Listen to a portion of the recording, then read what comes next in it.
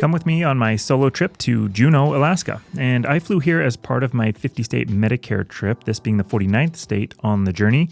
It was a short trip where I flew in at night and basically had 24 hours to see as much of Juneau as I could. Juneau's time zone is a few hours behind mine, so I was up at about 4 a.m. and ready to get moving.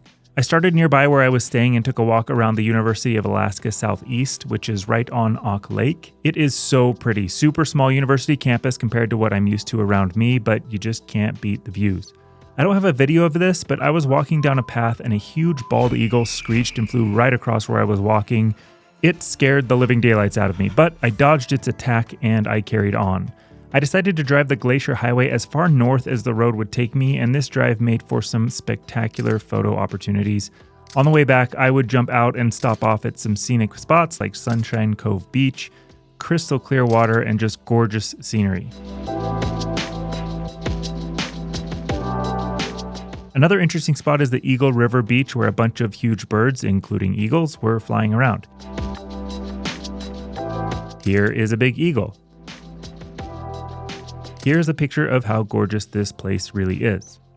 I kept making my way down the Glacier Highway and got out on this rocky beach with cool views, but I happened upon this fish carcass that was laying in the rocks. Either a fisherman or a bear was the last living thing to see this fish alive, which is where I really came to understand how wild Alaska is compared to my city life. I felt very alone as I was exploring these different areas, and there were times where I didn't see a single human being for hours, and the idea of if something happened to me, no one would ever find me came into my mind several times. With the bald eagle and signs about bears and moose, I genuinely felt vulnerable. It was probably best that I started getting closer to the city at this point, and I went to see Mendenhall Glacier. This place is stunning. A bunch of tour buses from the cruise lines were shuttling people here. The hike itself, the photo spots, the visitor center, everything here is picturesque, at least on the day that I was there. There is a short hike and you come up to Nugget Falls, a big old waterfall that feeds into Mendenhall Lake.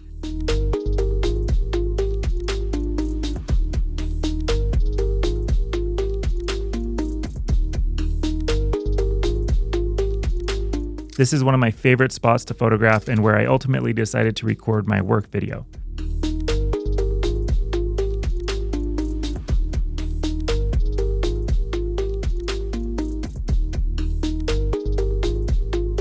After my time here, I wandered further into Juneau to take a look around. Now, there's the Goldbelt Tram that takes you up to the Goldbelt Tram Nature Center, and the start of the tram is right on the docks with a bunch of restaurants, stores, and the massive cruise ships. I wandered around the docks for a minute. I tried to ignore all of the tour companies trying to get me to buy their tour and enjoy the scenery and experience just the docks here. Then I took the tram up. The views of the Gastineau Channel and all of the cruise lines are so cool. I ran into the crew of the plane that I flew in on while I was up at the visitor center here. They hiked up the trail to get here and were going to ride the tram down. I decided that I had ridden the tram up. I didn't even know that there was a hike here, and so I decided to hike down because I rode the tram up. This hike starts with a totem pole, and you can't go wrong with that. It is pretty muddy with some pretty slippery spots, but it is super pretty. And again, along the moments of this trail, I'm wandering through nature all by myself with bear signs all around, realizing how truly fragile humans are. Luckily, I did run into a few other humans and their dogs on this trail, which made me feel a little better. I didn't realize that this trail would pop out on the other side of Juneau, so there is a bit of a trek to get me back to where the tram took off and where my car is located. But it gave me a chance to photograph downtown Juneau and the state capitol building. This is the only state capitol in the United States besides Honolulu that is not connected to the mainland by a road. You can't drive into Juneau, you need to fly or take a boat. There are a ton of shopping opportunities here, again, for all of those cruise lines that are stopping at this location. I got the kiddos some stuffed polar bears. Once I got back to my car, I drove as far south as the road would take me until it just ended. I jumped out to go explore Sheep Creek Beach. This isn't the most what I would describe as recreational beach for someone like me who doesn't fish. A bunch of fishermen and fisherwomen were at this spot catching a lot of fish. I just took a few pictures and then headed back into Juneau. There was this big whale fountain on a little nature walk downtown, so I got out and recorded it starting up with its water. I took a picture and sent it to Caitlin. I guess my photography skills are just that amazing because she thought it was a real whale and that I was a mere feet from this massive beast jumping out of the water right near a beach. I gave her a bit of a hard time for that one. From here, I drove across the Juneau-Douglas Bridge over to Douglas Island and West Juneau. I found a place to park and walked down this long staircase to get a view of Juneau from across the channel. Some really cool waterfalls and general views from this side of the channel. There's not a whole lot that I could find to do, so I drove back across and decided to walk downtown Juneau again, where I found a great surprise. Now, I used to live in Russia for a couple of years, and a Russian staple is pelmeni. My accent has gotten horrible, so sorry to those Russian speakers who heard that, but it was a food that I really enjoyed, and I haven't had them for, I don't know, probably 15 years.